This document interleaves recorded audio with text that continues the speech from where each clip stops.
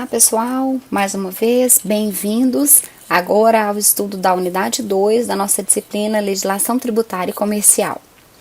Sou a professora Carla Vidal, ministrante da disciplina nesse módulo.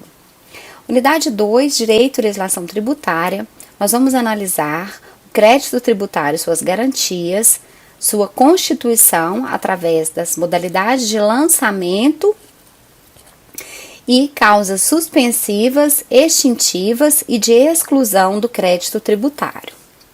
Mais uma vez, nós vamos nos valer do texto constitucional e, sobretudo, do Código Tributário Nacional, que vocês já têm salvo aí do site planalto.gov.br.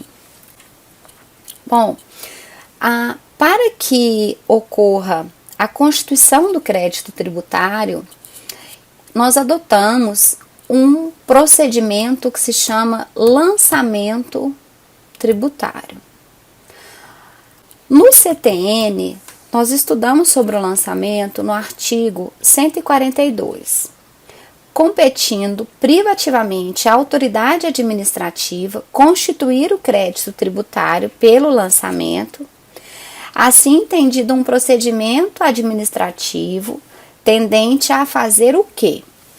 Ele verifica a ocorrência do fato gerador da obrigação correspondente, determina a matéria tributável, calcula o montante do tributo devido e identifica o sujeito passivo e, havendo, no caso, ele propõe a aplicação de penalidade. Cada espécie de tributo é constituída através de uma modalidade de lançamento. Nós temos 3 modalidades de lançamento. Nós temos o lançamento direto ou ofício. As modalidades de lançamento estão no artigo 149 do CTN. Nós temos o lançamento por declaração e temos o lançamento por homologação. O que distingue basicamente essas modalidades? Basicamente, nós fazemos essa classificação observando uma maior ou menor participação do contribuinte no procedimento do lançamento. Então, quando eu falo do lançamento direto, eu estou me referindo a uma modalidade de lançamento em que a administração pública, em seu banco de dados, ela possui informações suficientes para promover o lançamento daquele referido tributo. Ele é efetivado somente pelo fisco, eu tenho informações suficientes lá. Então, nós temos, à guisa de exemplo, o IPTU como um dos tributos instituídos através da modalidade lançamento direto. Na sequência, nós temos os lançamentos intitulados como misto ou por declaração. Aqui eu já tenho uma participação do contribuinte. Então, o contribuinte, ele apresenta informações, fornece dados que por si a administração pública não seria capaz, não possuiria por si esses dados. Então, há uma participação do contribuinte prestando algumas informações sobre sobre a ocorrência daquele fato gerador. Então, por exemplo, nós temos um exemplo seria o imposto de importação, para afirmar essa participação do contribuinte na constituição desse procedimento. E no caso do lançamento por homologação, nós temos uma presença considerável do contribuinte, onde ele fornece dados, preenche informações e antecipa o pagamento, aguardando, como o próprio nome diz, que haja uma homologação por parte do Estado daquele pagamento a priori realizado. Um exemplo típico, nós temos ICMS e imposto de renda. Então, verificada alguma inconsistência, né, pode haver a imposição da multa ou a chance de ser o complemento. Então, o imposto de renda é um exemplo do lançamento por homologação, né? Ele não é um lançamento por declaração, como o nome às vezes pode sugerir. Então, para constituir-se o crédito tributário, a administração pública precisa dessa vasta gama de informações, que são algumas vezes obtidas através de dados fornecidos pelo contribuinte e, em outros momentos, informações que ela já tem em seu banco de dados, né? Lembrando que eu posso também ter um momento em que o contribuinte ocorre a prática do fato gerador, né? Ele preenche as informações e ele antecipa o pagamento. Então, as modalidades são indicadas no CTN, no artigo 149, e o que dá a característica de uma ou outra situação? Nós verificamos essa maior ou menor participação do contribuinte no ato do lançamento. Agora, o ato do lançamento tributário, ele como o próprio conceito nos indica, lá no artigo 142, ele compete privativamente à autoridade administrativa, né? Mesmo nessa terceira hipótese, eu aguardo o contribuinte prestar as informações, fazer a antecipação do pagamento, mas eu, contribuinte, fico aguardando ali o momento da homologação daquele pagamento pelo fisco, né? Então, de acordo com uma maior ou menor participação do contribuinte, eu conseguiria fazer a classificação de acordo com os tipos de tributo. E os exemplos, né, que nós temos específicos para cada um: lançamento direto de ofício ou ex ofício, caracterizado no 149, inciso 1º do CTN, lançamento misto ou por declaração, artigo 147 do CTN, lançamento por homologação ou autolançamento, artigo 150.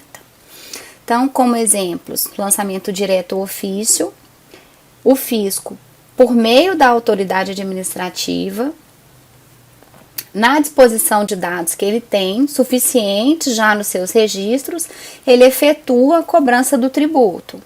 Então, nós temos, à guisa de exemplo, o IPTU, né, o IPVA, tá?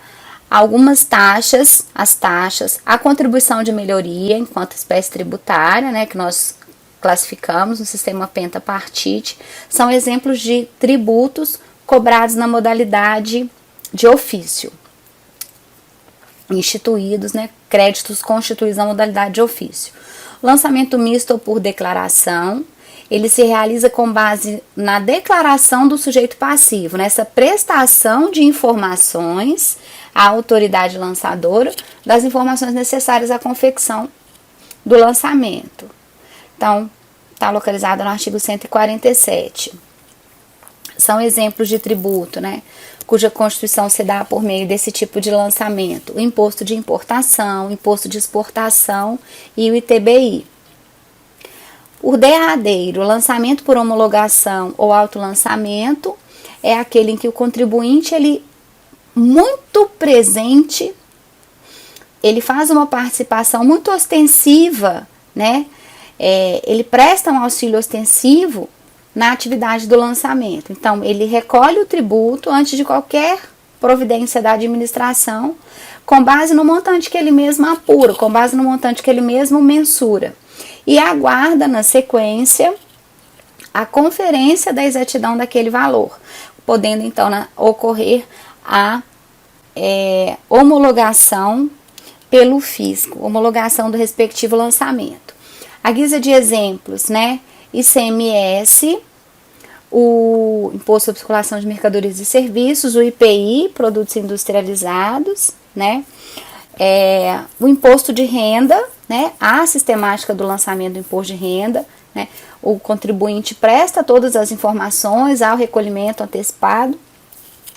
Então, ele enquadraria-se também O ITCD, que é o Imposto sobre Transição de Causa Morte e Doação, de competência do Estado, né? Também entraria como um exemplo na modalidade de lançamento por homologação. Constituído esse... Bom, após essa constituição do crédito pelo lançamento, eu vou ter, então, liquidez, certeza e exigibilidade dessa obrigação tributária, né? Eu vou determinar que o sujeito passivo faça o pagamento, cumpra aquela obrigação, né? Para satisfazer o crédito. Ocorre que, em alguns momentos, nós podemos falar da suspensão dessas medidas de cobrança do Estado, do fisco, com relação a esse crédito constituído, né? A previsão de causas suspensivas do crédito tributário está no artigo 151, num rol fechado, previsto, né? Então, eu observo que o artigo 151 aborda as causas suspensivas de exigibilidade do crédito. E, não obstante ele estar constituído, né, dotado dos títulos de liquidez, certeza e exigibilidade, situações podem ocorrer que suspendem os próximos atos, poderiam ser praticados pela administração, né? Como, por exemplo, iniciar uma execução fiscal e assim sucessivamente, seguir com o processo. São eles a moratória, o depósito do seu montante integral, as reclamações e os recursos, nos termos da lei que regulam o processo tributário administrativo, a concessão de medida liminar em mandado de segurança, a concessão de medida liminar ou de tutela antecipada em outras espécies de ação judicial, e o parcelamento. Fica importante destacar que a possibilidade, né, de usufruto da suspensão da exigibilidade do crédito, através dessas causas suspensivas elencadas, não vai configurar a dispensa do cumprimento das obrigações acessórias que dependem dessa obrigação tributária principal que tem o crédito suspenso, tá? Então, as obrigações instrumentais, aquelas que nós estudamos lá na unidade 1, fazer, não fazer, tolerar, à guisa de exemplo, vão permanecer ainda que esteja vigendo uma dessas causas suspensivas da exigibilidade. Na sequência, nós falamos agora das causas extintivas do crédito tributário. Nós verificamos as disposições no artigo 156 do CTN e consignamos novamente atenção às obrigações que permanecem no que se refere às obrigações acessórias, tá? Uma vez que o CTN ele tratou da extinção da obrigação principal, né? São obrigações de pagamento, como nós também vimos na unidade 1, quando estudamos o artigo 113, e não houve a indicação da extinção da obrigação acessória nesse pormenor da extinção, até porque a extinção das obrigações acessórias vai ser verificada só quando se implementam as prestações que elas indicavam, né, a que elas se referiam. Verificando as modalidades do artigo 156, o que causa a extinção do crédito? O que causa a extinção? Pagamento, compensação, transação, remissão, a prescrição, decadência, conversão do depósito em renda, pagamento antecipado e a homologação do lançamento, que nós estudamos como modalidade, consignação em pagamento ao seu final, uma decisão administrativa irreformável, uma decisão judicial passada em julgado e a dação em pagamento. São as modalidades compreendidas como causas extintivas do crédito tributário. E por derradeiro, nós buscamos o estudo da exclusão do crédito tributário, como vocês podem observar nos nossos slides, indicados no artigo 175 para a isenção e a anistia. Observe-se que a isenção, né, ela é uma hipótese de não incidência tributária prevista em lei, diferente da imunidade que nós estudamos lá nos princípios do artigo 150, lembram-se da imunidade tributária recíproca, que os entes não iriam tributar, não se tributariam entre si, não tributariam uns aos outros, né? Município, Estado, Distrito Federal, União, não teriam impostos uns sobre os outros. Aqui, quando eu falo isenção, eu estou falando da não incidência prevista na lei e não previsão constitucional. Eu posso até ter o mesmo efeito, né, que a dispensa do pagamento, mas a imunidade, ela é hipótese de não incidência com previsão constitucional. A isenção é hipótese de não incidência com previsão em lei, tá? A lei cria uma isenção, ao mesmo passo ela pode igualmente revogá-la, devendo lá observar o princípio da anterioridade, que nós também estudamos, tá? A imunidade, ela ficava atrelada aos impostos. O texto constitucional, no inciso, se referia aos impostos.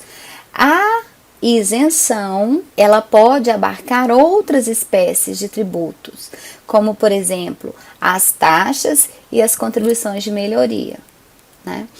Então, nesse sentido, ela fica também como uma espécie de exclusão do crédito tributário. Por derradeiro, o estudo da anistia, enquanto espécie de exclusão do crédito tributário, vai se referir especificamente dentro do campo das infrações. É o perdão por meio dos efeitos da lei.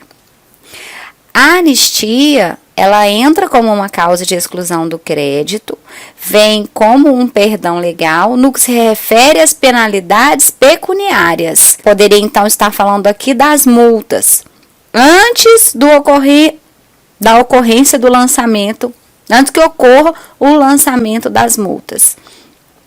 Ela configura-se no perdão das infrações, né? Daí decorre a inaplicabilidade da sanção. Com isso, nós encerramos este tópico da unidade 2 dentro da temática de legislação tributária. Nos encontraremos nos fóruns. Até lá, pessoal!